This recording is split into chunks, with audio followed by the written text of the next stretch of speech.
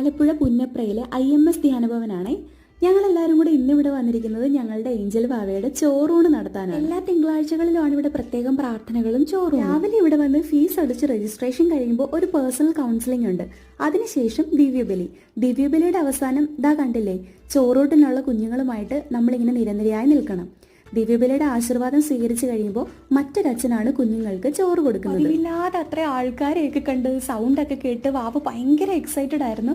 എന്നാലും ആ ഒരു ടൈമിൽ കരയാതെ വഴക്കുണ്ടാക്കാതെ എന്തൊക്കെയാ ഇവിടെ നടക്കുന്നേ എന്നുള്ള രീതിയിൽ എല്ലാം നോക്കി കണ്ടൊക്കെ ഇരിക്കുമായിരുന്നു ആള്. തുടർന്ന് ആരാധനയായിരുന്നു. അത് കഴിഞ്ഞിട്ട് ഞങ്ങള് നേർച്ചക്കഞ്ഞി കുടിക്കാനായിട്ട് പോയി.